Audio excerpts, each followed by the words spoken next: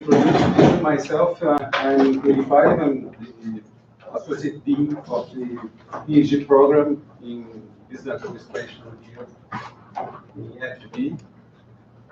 We are starting now our research meetings this year. This is the first meeting with uh, a new professor from FGD. So let me introduce you Professor Shi. He's graduate from University of Mumbai in electronics. Yes, and his PhD was in the University of Nantes. Okay. Yes. Okay. Let's start the presentation, and thank you for accepting our invitation. Okay. Thank you, Ali. I'm decided to, when I was approached by the school to start this research seminars, I thought the best way would be to start by my PhD dissertation because that's still fresh in my head, and it would be interesting to share this journey about the research topic, which is pretty new. If I would say my thesis would be the third or fourth thesis in the domain, and I will share why it is unique. And this was done at University of Nantes in Odense Business School in France. That's why the logo is still there, and you can see these are the members of my jury from Sweden, from France, from Germany, and my thesis director, André Sobczak, who is at Odense Business School. And the title of the thesis is Culturally Embedded Organizational Learning, Global Responsibility in Business Schools. And I will come to those topics eventually of what it is. So to understand why this research topic was interesting to me, let us go back into 10 years of history. Let's rewind back to the financial crisis. Basically, when financial crisis struck in the United States, there were repercussions, social and economic repercussions about why did this happen and what led this to happen. And of course, as much as there are technical explanations to what has happened, there were social implications in which business schools started reflecting that perhaps the reason why the crisis happened in business schools is the way we train managers. We overemphasized on profit making and that they can make profit at any cost. So suddenly the impact of financial crisis was felt in the academic sector, where business schools started thinking, well, this is a time for reflection about how we identify ourselves in terms of what is as our role as business schools and how do we contribute in society. And of course, turns out that there is a good amount of academic literature which focuses on how business schools were started in the history and how they have grown up to take a particular role in the society. And there are two lines of history in this, which talk about how business schools first started in US and how business schools started in Europe. And eventually, after World War II, there was this convergence in the business school model, which was particularly dominated by the American school model. So if to contextualize, business schools in both parts of the world, which is Europe and America, started as a practical school in which it was more about sharing experiences. It was much more operational based. But after World War II, there was emphasis on promoting management as science. So the emphasis to focus on econometrics, financial analysis, to produce management as a science, to produce academic publications was more. And that resulted into a new model of business school where you have a faculty dedicated as a PhD who would promote management as a science. So if you zoom out and you see that this American model of business education, which existed in America, was also imitated in Europe. Because even in Europe, business schools started as practice centers, but then they eventually converged. So you have a very interesting piece of academic literature discussing about the origins of business school and the role of business school, and then this orientation about how most of the business schools in the world are imitating this US model of functioning. So when this crisis came, the question was that how relevant is this American model of business schools, and is it good to imitate it or not, or what are the social responsibilities of business schools? The citations which I've mentioned here, for example, 2002 EFMD Bangkok Manifesto. EFMD is an organization for accreditation. They started discussing a lot about global responsibility of business schools. So to summarize, global responsibility was used as a term to unnote how business schools should understand that the responsibility has become much more global than local, because schools have become interconnected networks. So their responsibility to inform corporations, to inform their teaching, and to inform their impact in society is much more global. So they have to start thinking about their social responsibility, which was brought under this umbrella of global responsibility. We may term it as sustainability or corporate social responsibility. So this was back in 2002, and then in 2007, that is after financial crisis, United Nations started with principles of responsible management education. So again, a UN-backed initiative to promote the fact that business schools should start incorporating the mission of responsible management, which is more or less on the lines of United Nations Global Compact. You're aware United Nations Global Compact is a set of principles which companies adhere to so that they can make some changes towards social responsibility. And then in 2012, there was a 50 plus 20 report was released. It undermined the 50 years of management education and how it has transformed and what are the challenges in front of management education. So you have to zoom in and zoom out to understand how business schools are evolved, what is their impact, and specifically after the financial crisis in 2007, 2008, there is a good amount of academic discussion about how do we as organizations understand our role as change makers. So what is our corporate social responsibility, but in terms of thesis, what is the global responsibility of business? So when you dive more into the literature, you can actually classify the literature review of business education in three phases. Okay? The first is argumentation. In argumentation section of literature review, you have good amount of academic articles who would argue, well, we need to change. Management education is at the crossroad of crisis and it needs to change. But interestingly, you have some good articles which are discussing back in 1989 and even before that relevance of management education.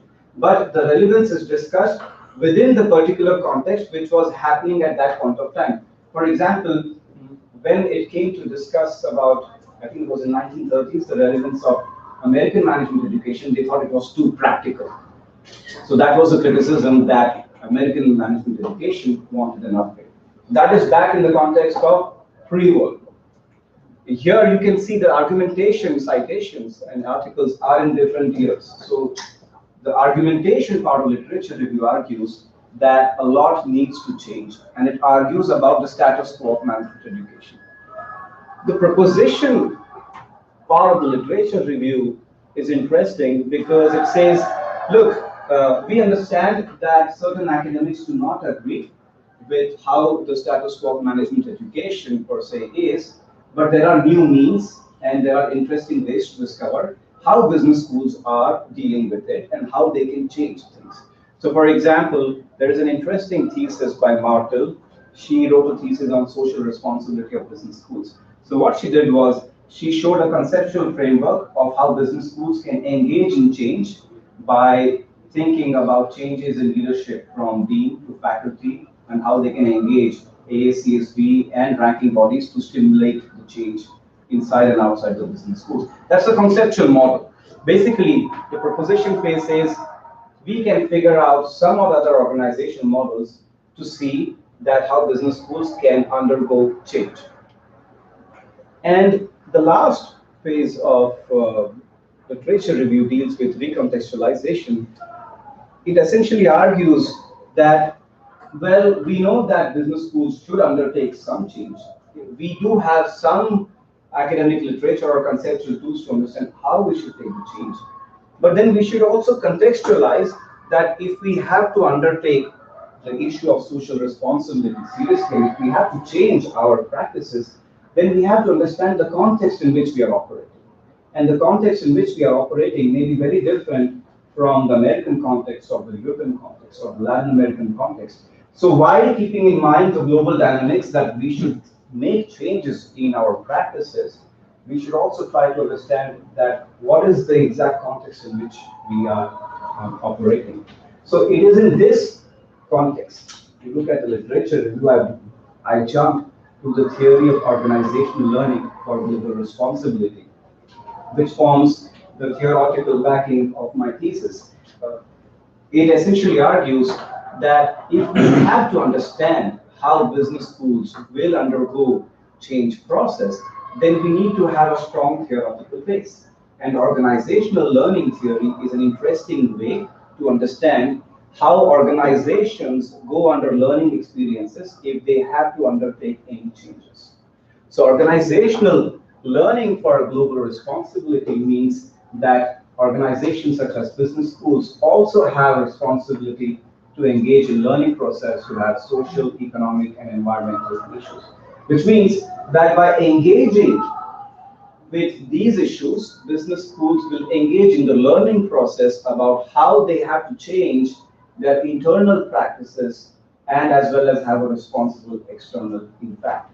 So when I'm talking about organizational learning, it might be worthy to look at this quote by Herbert Simon, who actually questioned about the practice and the organizational structures of business school itself.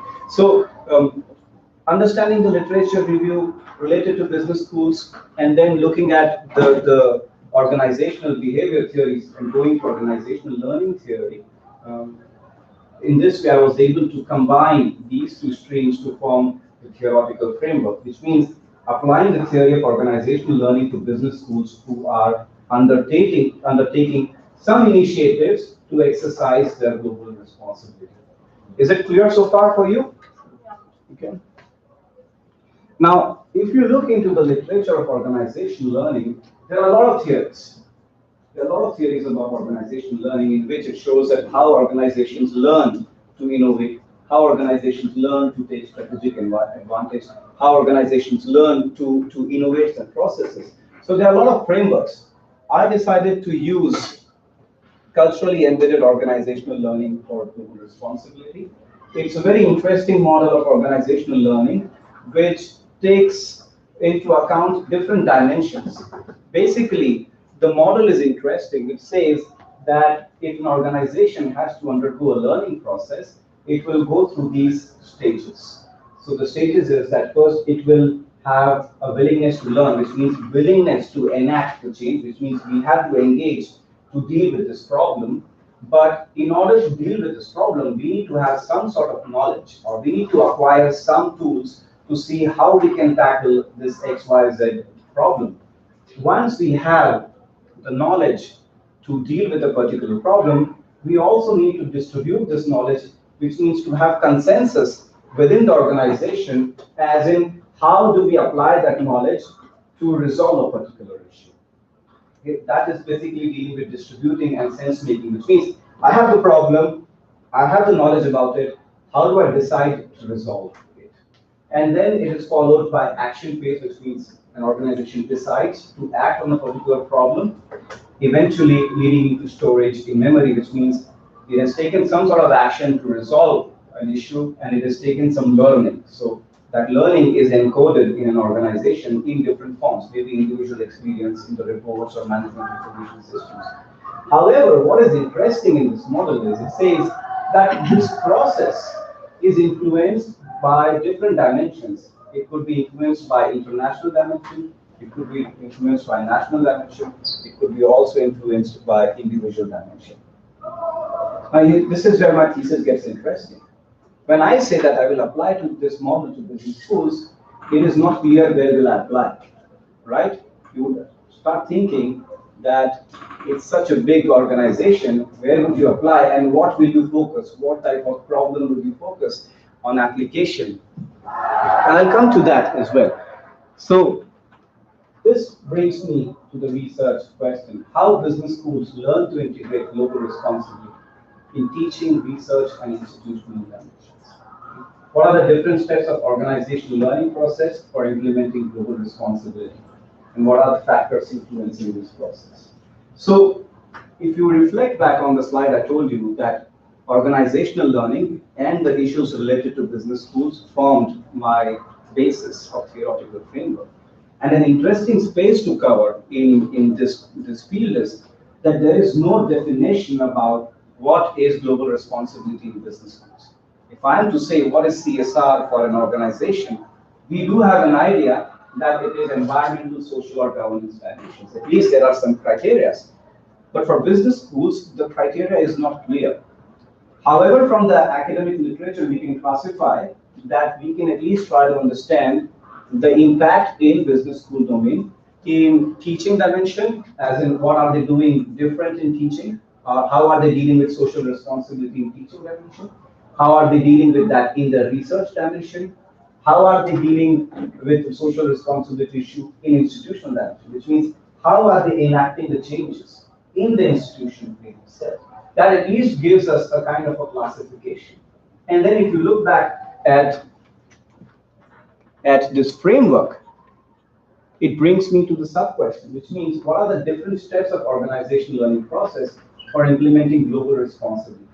Which means that I also want to understand that if in these dimensions, a school is undertaking an important initiative for global responsibility, then I have to understand each step of organizational learning process, and also to understand that what led to the execution or at least the idea phase of that process. That's why I'm saying what factors are influencing this process. So go back to the contextualization phase. I have moved my thesis from argumentation to actually studying how business schools are enacting changes. And I think this is where I position myself as a thesis contribution. I tried to say that we are done with discussing about the role of business schools. That discussion is always happening. We are also done with the proposition, which means that we can always propose some models in theory. What is important for us to understand is there any business schools which is doing something interesting? And yes, I have a site or I have a business school which is taking some interesting initiative. Let us understand that by applying this organization learning. So far, so clear? When you mention individuals, you are analyzing customers and services as well? Yes, I'll come to that. I'll show you. So, stage one was more or less of the research about literature review, understanding the phenomena. But in stage two, it was very interesting because I had a unique access to a business school in France where interesting things were happening.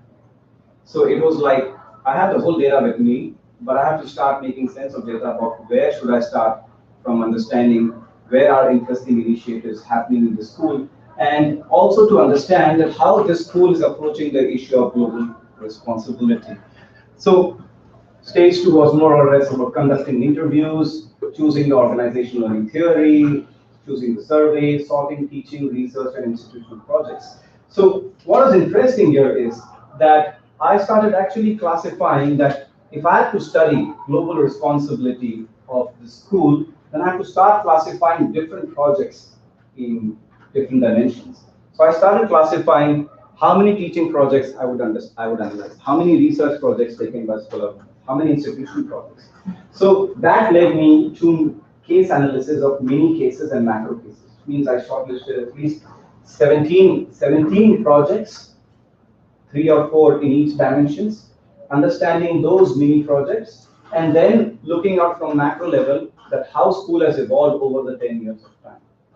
So the uniqueness of the research was that it is not just speculating about how a school should enact change, but it shows that if you have to understand the change, you have to understand each and every dimension, and then you have to take a step back and see how these dimensions, how these projects are also flowing parallelly from the macro perspective. So I tried to consolidate that findings in the last stage to present the thesis as a whole, which was quite a challenging task because it's basically a qualitative research and a lot of interviews and surveys and in-depth analysis was required to do that. So 18 cases were done, and I analyzed the evolution of the school from 2004 to 2014, which means reading their reports, reading their initiatives, and then also conducting a survey within the school. So the methodology, if you look at my line of thought, it was like I go there, first do the ground interviews. In the ground interviews, I try to understand that what is happening, getting the sense of what is happening in the school, what are the different projects. Then I go and refer back to reports, try to see that whatever participants have said, does that corroborate with the reports or not? And then after interviewing participants from senior level and senior direction, I get some important dimensions which could be used to understand the particularities. So I thought that interviews are good, but it's important to transpose the data from the interviews in the form of survey if the whole organization is thinking in that way. So the survey is an actually outcome of an interview to get an additional finding, because if an organization has 200 employees, I just cannot say the view of 18 people or 15 people which I have interviewed, right? That's why I did a survey. And in parallel, in these 18 cases which I shortlisted, I had to go and meet each and every person responsible on understanding how that project was implemented, what was the learning behind that project, how many people are involved in the project. So it was quite emergent in nature, the methodology. It was not pre-planned, and because it is qualitative methodology, there has to be sufficient space to see how you could improvise it. To give you an idea about the school, I'm just mentioning AVS as a school because of the confidentiality reasons, but you can obviously make it out afterwards. It's a school which was signed UN Global Compact in 2004, first school in France to partner with WWF, first school to acquire label UC, which is a CSR label. It has been the founding member of UN Prime, and it was also ranked in Aspen Beyond Grades and Stripes ranking. So overall in France, it is known as one of the reference schools to do activities related to global responsibility. So when you have a school which has such a unique position compared to other schools, and then you have access to such a school, it becomes very interesting to see it as a site which provides a good data to show the story of how a school is enacting the change for global responsibility. Clear so far? So now let's look, forget everything, go back to simple storytelling. Okay, I told that I would be applying organizational learning model to small projects. So I give you an example of a small project which is known as Global Forum. The Global Forum happens in the school to recruit students and to invite companies who want to present the work opportunity. Sounds simple as it is, but it becomes interesting that Global Forum was specifically organized in such a way that it should reduce its environmental impact. Because when a school is organizing Global Forum, there are interesting amount of resources which are invested and which have environmental impact in simple ways: how the tent is constructed, how you're using catering food, what sort of elements are you using, are they recyclable or not.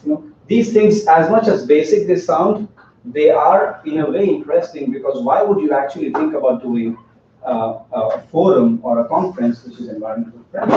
What is the motivation to understand that? So you have to understand this forum from the organizational learning perspective, which means how did this initiative came into interest. Turns out that Global Forum, the idea to do environmental friendly Global Forum came out of the partnership with WWF. Because when the school signed partnership with WWF, WWF sets specific sets of indicators for schools to take actions in different dimensions. So you have actually specific indicators for you to undertake actions, and there is a working group developed by school which will follow up on those indicators. So the stimulation to integrate environmental dimension is coming from WWF. It's not coming from inside the school. But from inside the school, you have the manager of the Global Forum who is also interested in it. So remember the framework which I showed you. You have a national context and you have an individual context. And here you can see the stimulation for willingness to learn coming from both the sides. That this is leading for them to understand that we have to implement the organizational learning for implementing global forum. And then it is followed by the whole process of organizational learning. They were acquiring knowledge by interacting with staff from WWF. They were in consultation with WWF and the environmental charter to disseminate the information to the partner companies to tell them that this is an this is an environmental responsible forum. So you have to keep in mind regarding what materials are you bringing, and what else is there in the action phase on which how they are also communicating to companies about what are your environmental actions you are taking that also we need to communicate during our forum. And then storage in the memory is more about what did they learn from the implementation of the project. So to give you a summary is a project as simple as doing a global forum undergoes an organizational learning phase. And likewise, there are many projects which run parallelly in business schools, in teaching, in research, and in institutional dimensions. So what I did was, I did this mapping for 18 projects, but I said that it's interesting to compare the stages of each and every project. The first stage of all the 18 projects, second stage of all the 18 projects, to understand what sense do we make out of each stage of organizational learning. What do we learn from organizational learning for global responsibility? Do we have some interesting findings? Do not get scared with this chart, I just assume it. Turns out that the first stage of organizational learning, which is willingness to learn, is an idea stage, it's an inception stage. Now this inception stage can be influenced in 3 different levels. It can be influenced by individual level, national level, or international level. So in case of the global forum, it was influenced by national level. It was influenced by WWF's partnership context that the school needs to enact on environmental agenda. Okay? But for example, when the school is organizing conferences on CSR, it was much more influenced by international level, because if a school organizes conferences, it is much more appreciated by accreditation. So you can see that the dimensions are different. In one of the projects, there were no national or international dimensions, but purely relevance of individual dimension in which faculty made an innovative pedagogy for sustainability. So the individual dimension was much more stronger. But at least when you compare the stages, you can at least synthesize the particularity of each phase. That the first stage of organizational learning is more about intuitive phase. It's a foresight phase, at least, where it's not completely clear what do we have to do, but at least it gives us willingness of what we have to do. And it comes with individuals who have proximity to some CSR-related issues. At least they have this idea that they have this network which kind of gives them this information that there are interesting things happening, and perhaps it might be interesting for you to implement a global responsibility project. Okay. The second stage is more about developing expertise.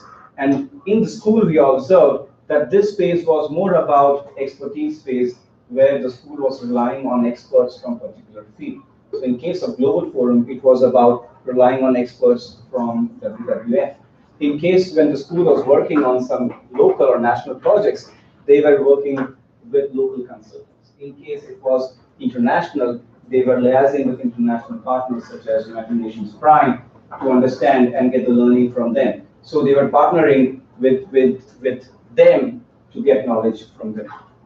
Knowledge and distribution phase is very interesting, because from here, when it comes here, they say, look, we've understood we have to implement a global responsibility project, but do we really have capacity to implement it?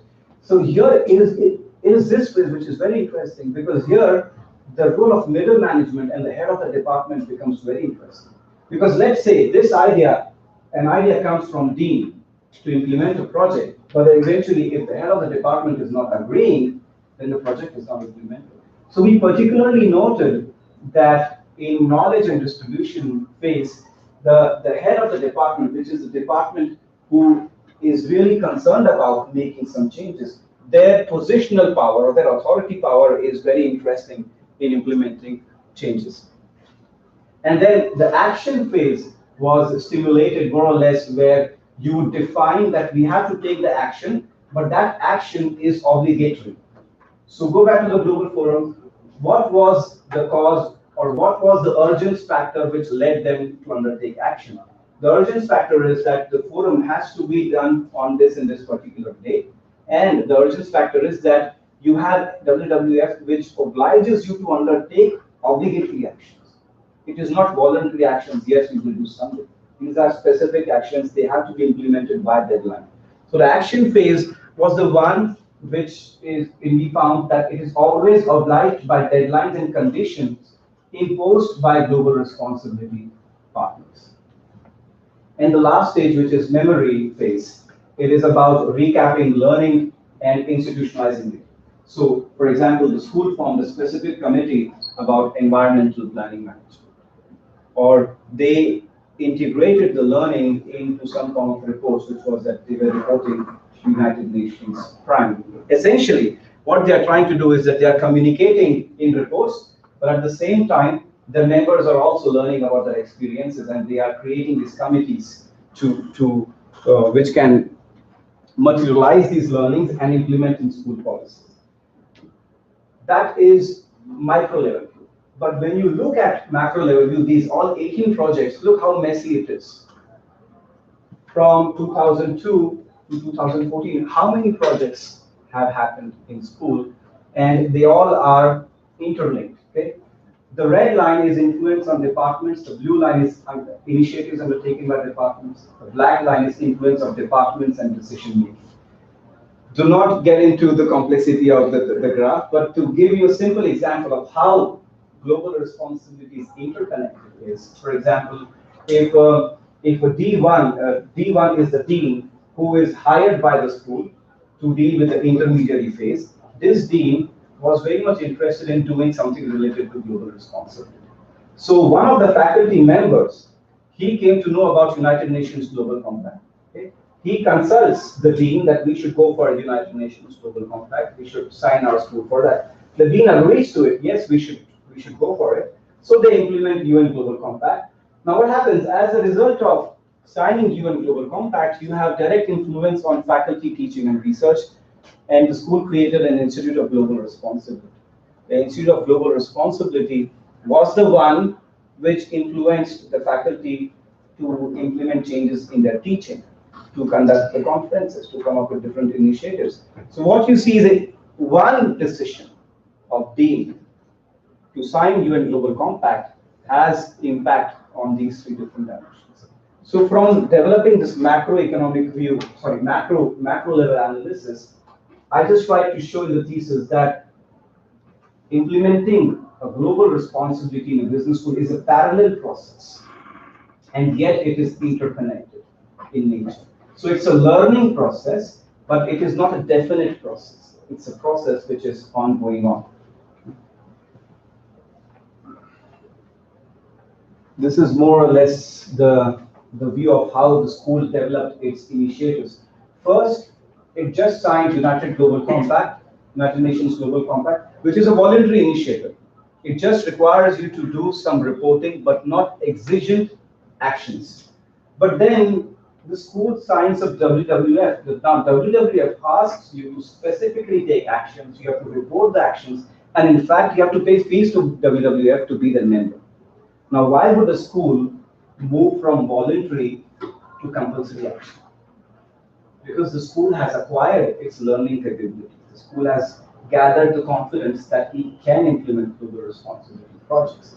And that's why the school was involved in United Nations Prime, which is the founding, the school was the founding member of Principles of Responsible Management Education.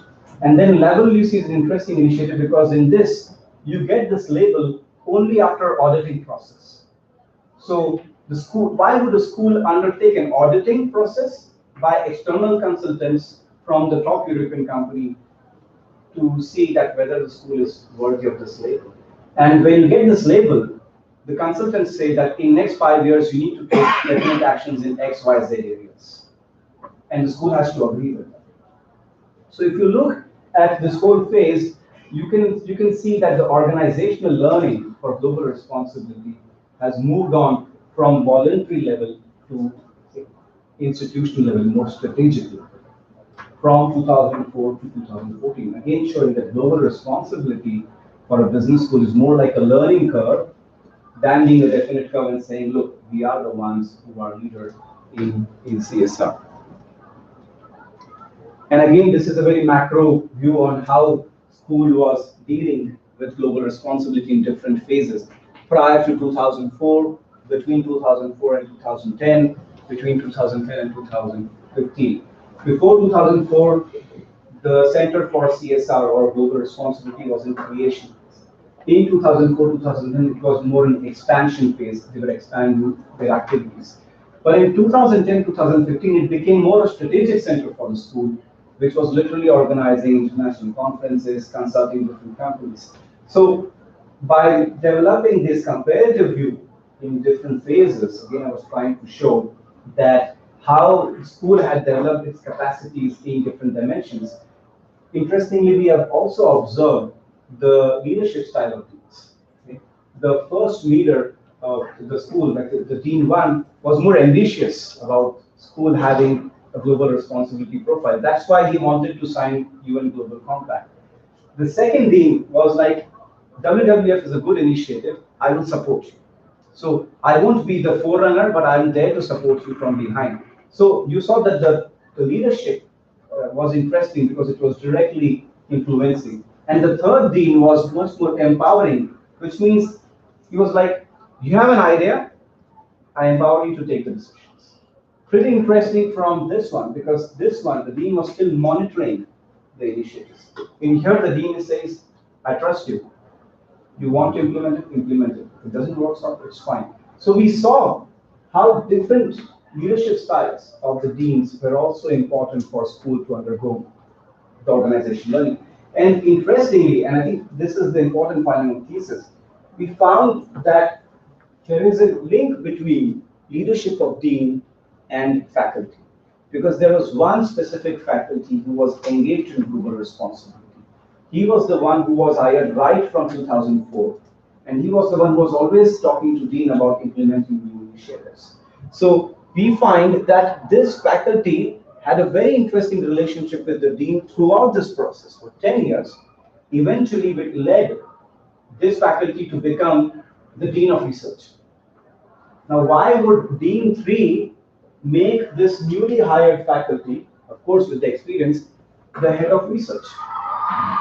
And immediately when this faculty becomes the head of research, the global responsibility becomes the strategic agenda for the school, which was more or less an important but not strategic. So we saw that a relationship between dean and faculty was very important to create this catalyst effect of global responsibility in the school. So there was no reporting on global responsibility prior to 2004. There is voluntary reporting for Global Compact Green Crime, but here it was consolidated and obligatory reporting because you are undergoing auditing process. Again, these things demand exertions for school to be up to date as well. So when you look at organizational learning, it's quite evolutionary in nature when you compare these tables. The learning process was a driver for change or a change has driven the learning process in your perspective? Because the school was there and then suddenly decided to adopt this global responsibility, I don't know, idea, and then starts to learn about it, as I understand, and enacts change. Is it the correct perspective? Or? I think the learning process was more like a driver for change.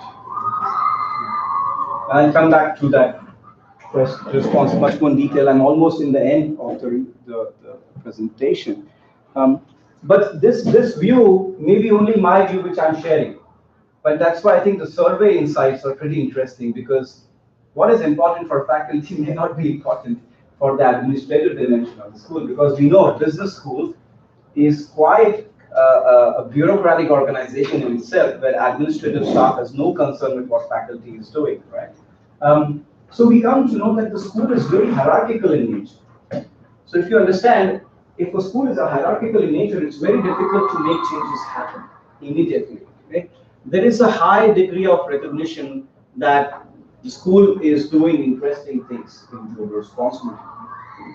Employees do recognize that, but you know, they recognize that most of the initiatives are taken in teaching and research dimensions. So there is a feeling, they say, look, we are doing really good in teaching and research, but a lot more needs to be done at institutional level. For example, what they will say, why don't we have solar rooftops? Why don't we have a green canvas? You know, why don't we have dustbins for you know, literally classifying the waste which we are putting in? So you can see that the perception about global responsibility within the organization is quite complicated. Not everyone will take it as the best thing, because people link global responsibility of the school with their values and their expectations, and that creates tension. So that's why survey was interesting, that not every respondent, or generally the respondents, are not aware about the vision of the school of global responsibility. Their expectations are very different, and not I would say every employee of the school is aware about who are the actors behind change. For them, it is only like, I'm just concerned with my department. I don't know if it is coming from dean or it is coming from other faculty. So there is always a tension between what I'm expected to do when I understand that my school is responsible and what I see reality in day-to-day basis. And there are employees who felt frustrated. That's why I say paradox and tensions exist, because it's quite an ambiguous issue. You have employees telling, look, still there is no gender equality. What about that? Okay. Still, the products which we are using, they are not all organic or you know, sustainable in nature. So I don't feel that the school is completely aligned. Yes, there are some things happening, but then for the upper management, the global responsibility is more like, well, we are trying to change the way our students will inform organizations. So the difference of perception of global responsibility is different for administration side and the faculty side. That creates a tension because there is no collective consensus about how a school has to undertake global responsibility. So to come back at looking at the organizational learning, how the learning stages and how different factors influence, the thesis underlines different factors, which is, for example, in individual influence, the learning is influenced by leadership. It is influenced by faculty dedicated or individuals who are interested in making change. The national influence is interesting, where you have contribution from, I would say, WWF, UN Global Compact, or the school's local authorities, such as prefecture, how it engages with the school, and also to some extent with national laws. In some instances, there were laws which actually force school to take actions in global responsibility. So you can see that legislation plays an important role in organizational learning. And international influence is more about how the school is cooperating with international networks, how it is dealing with accreditations, and how it is learning from its academic partners. Indeed, there are barriers. Okay, the school is still not able to completely differentiate that it is a leader in global responsibility, because it will risk its investor, in the sense that the local companies, or also multinational companies who donate to school, they are sometimes scared to be associated with a completely CSR image. Level of changes required for global responsibility are not completely sufficient, depending upon the department. Okay?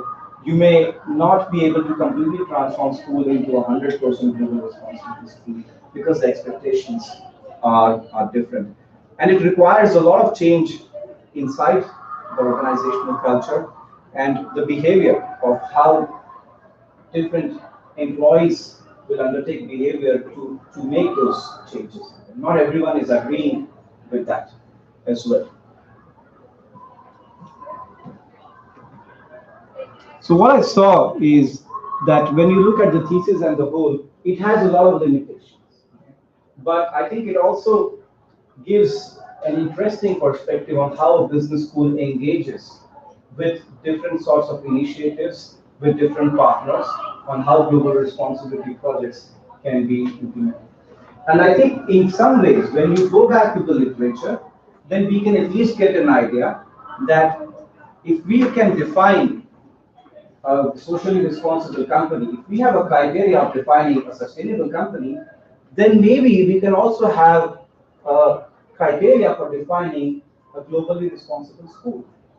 What do we know as a school which is globally responsible or socially responsible?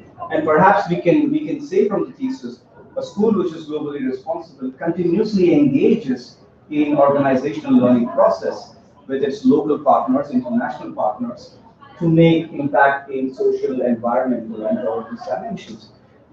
And also, I think the thesis underlines the fact that we can still improvise a lot in understanding the theory of organizational learning and specifically understanding the role of individuals and looking into this leadership dimension, how individuals in different organizational structures can be change makers for global responsibility and assume the small leadership roles in improvising the organizational learning process. So the thesis has limitations.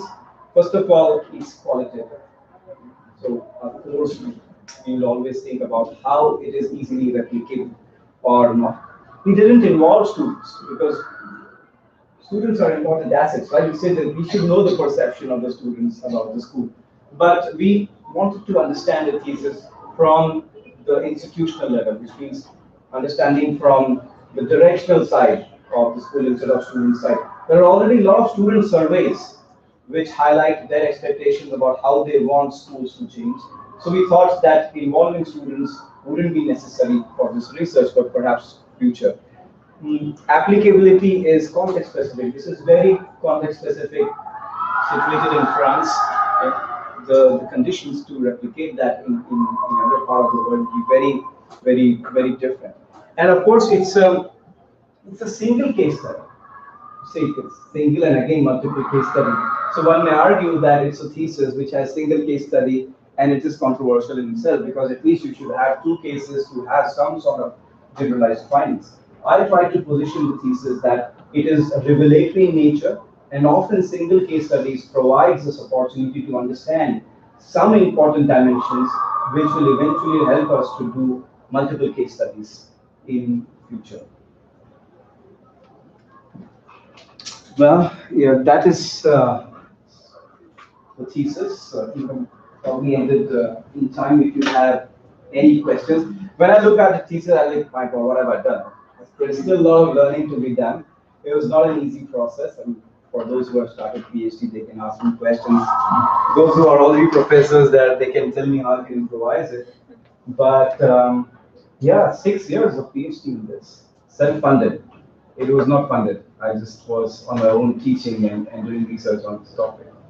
And I remember an interesting discussion with Professor Friedman in Switzerland. He said, nobody's actually researching on this topic. Everyone is interested in researching about companies. And it's ironic actually, but now it's taking momentum. So he actually gave me some tips. He's like, you're not alone actually. But yes, it's true that we don't find a lot of theses. We may find articles, but there are not a lot of theses in this one. That's why it was challenging for me to convince people and even to do presentations on this topic. You have time for some questions.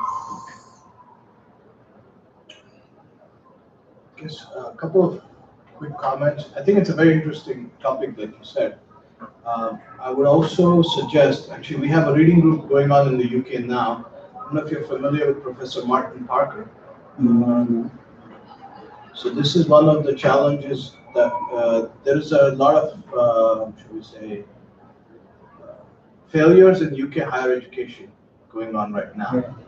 And of course, part of the problem is again this kind of same debate, like what is the purpose of, and Martin Parker has written a book about the business school. And we are having a reading group together where we're looking at what is the whole purpose of existence. Of course, Martin is a more senior professor, and so he has come out saying, destroy the business school and reconstruct from scratch, right? Yeah. So obviously that's not very practical, but I think it would be interesting to engage with that. Sure. Because there are calls now. We're thinking of doing a special issue for the general organization. So please talk to me. Maybe later we can chat about that. And then another thing that came across is also the organizational level. I think what you're talking about, the gender issues and things like that, that's another thing that I think the disconnect between business school discourse, what we call the branding of the business school to the outside world, and what is actually going on inside is a dangerous kind of situation, which is not unique probably to your case then. Yeah, actually, that kind of leads me into my question, which is about the theoretical framework, because you can have these levels of analysis, right, with the national context, international context, individual attributes. So I just wondered how you viewed organizational kind of culture within the organization fitting into that analysis at all. Yeah. Because that seems like something that would be very important. Yes, and what is so specific, and I couldn't cover that specification, is when you look at an organization which is specifically working in France, based in France, as a participant, I may speculate that it's very hierarchical in nature, but I can't do that in thesis, right? So I have to understand the dimensions. A lot of participants said that, here the school is very bureaucratic, and they will let you know where you are and where you stand. So you understand that power and position matters, right? What I did afterwards was understanding from their perspectives, and when I was making the survey, I actually had one question: how do you perceive the organizational culture of the school? Is it competitive? Is it hierarchical? Is it cooperative? Or is it innovative? And then I also had these values, which also came out of thematic analysis. And I had them answer those things. And they all said that the school is very hierarchical, the school is very much influenced by French context and processes which matters, which actually trickles to the leadership, which means that if you are a cautious leader in an organization where things go in a very bureaucratic way, then you have to play with power and position gradually. And that was pretty interesting, because this would be very different, for example, in the case of UK or US or maybe in India. So we could also say that business school culture in France was also hierarchical inside, as opposed to what we all teach outside, that it should be much more flexible or organizations need to innovate. But inside, it is still controlled by national influence of culture as well. But I came to know from that through survey. Yeah, because I think that's an additional level of analysis. Yes. The theoretical framework that would be really Yes. excellent. And I think it brings to question as well, this is more of a micro-mesio analysis rather than a micro-macro analysis, because, looking at the organization itself, looking at that mesio level, rather than looking at all business schools, right? Yes. So I just thought that would be an interesting level of analysis. Sure. I was often referring in the thesis zooming in and zooming out. Yeah. So it was like zooming in and zooming out. So you zoom into the mini projects, and then you zoom out. So, and one of the methodological, I would say, innovation, or I also received criticism for that, was that how do I understand the different phases of organizational learning when I'm interviewing one person who's responsible? And what I did was, just to go back and show you this this diagram was, so I actually made a questionnaire, interview questionnaires, sequentially, in which the questions are structured in such a way that I could get insights of each and every phase. So I started like, how do you think this project started? Who were the people? Oh yes, where did you get the knowledge from? And what was the action of this project? So the questions are shaped in this manner. That is my first level of insight.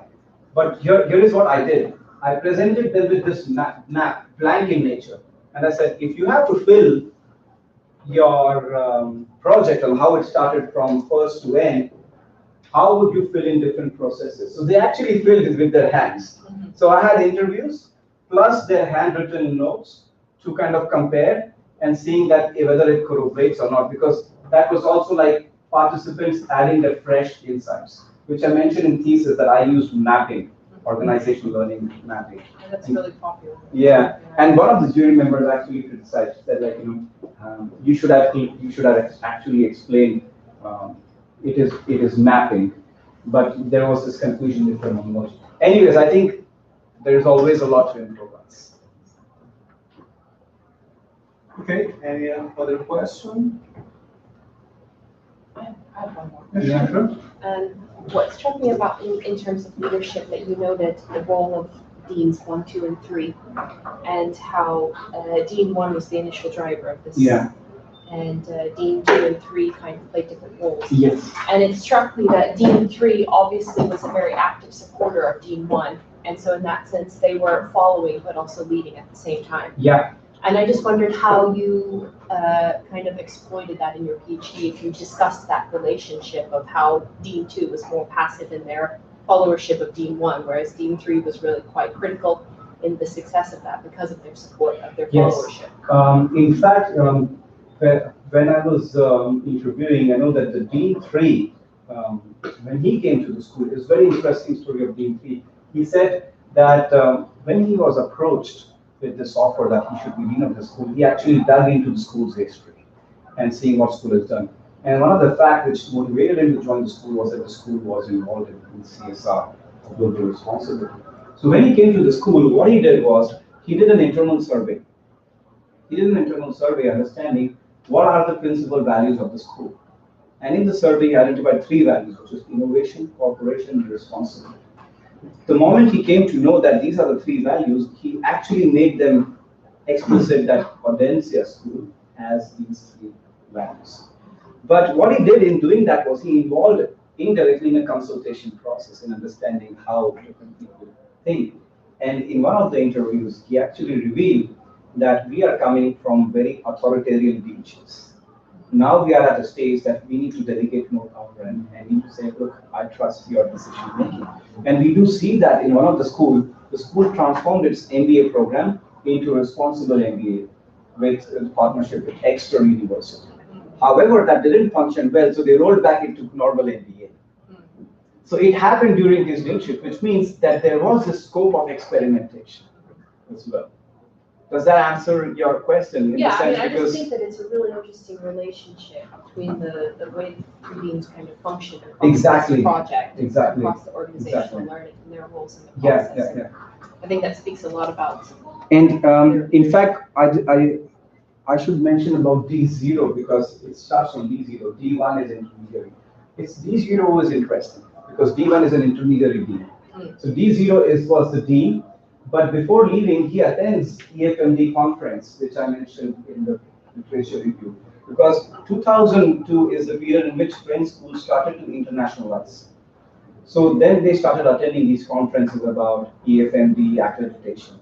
So when this dean attended the conference of EFMD in Bangkok, and if you look at the manifesto of EFMD 2002 conference, it's about global responsibility. And then you can start imagining that this dean had a foresight to some extent. That was my question. This is a Dean's value, or is this external pressure from other stakeholders? I think it's a combination, because what this dean did after attending this conference, he hired this faculty, and he gave this faculty means. And to some extent, the survey reveals that there are existing organizational values and culture which are acting as a catalyst to undertake global responsibility. I think he thought that it never went counter organizational structure. And that's why D1 supported it. D1 was there only for five months, intermediary period. So he wanted to show that I want to do something big. So he ended up signing UN Global Compact and he left. So when D2 comes, he says, well, the school is already involved in this. I cannot retract back. So I have to advance the organizational learning. So I will follow up with Global Compact and United Nations Prime. And before he leaves, he signs WWF. And then D3 comes, He reads this history, he's like, well, most of the things have been done, so I cannot take back this. I have to advance it to a next level. Now, if I have to advance it to next level, I have to let them advance it rather than saying we should advance in this level.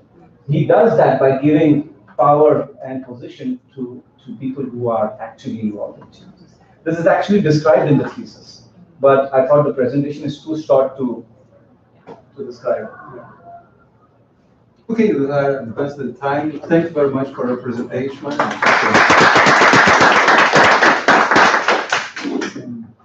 Someone has some questions? Yes, and yes, talk still to Max questions. later. I Yes, can- sure.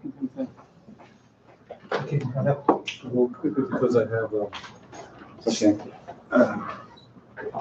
dissertation board now. Ok, tu achaste? É isso aí. Fica discutindo pesquisa. Sim. Bem, vou ter que ir. Sim, depois eu vou falar. Depois a gente fala de novo. Sim. Sim. Tá? Obrigado. Tira na foto lá. Ah, one picture. Okay. Yeah, we'll have lunch.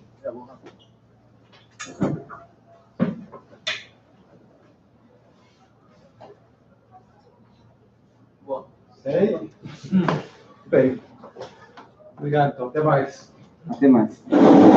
Tudo bem? Tudo bem. Eu sou o Carlos, estudante de estudos organizacionais e trabalhei com uma pesquisa que fazia institucionalização de temas socioambientais,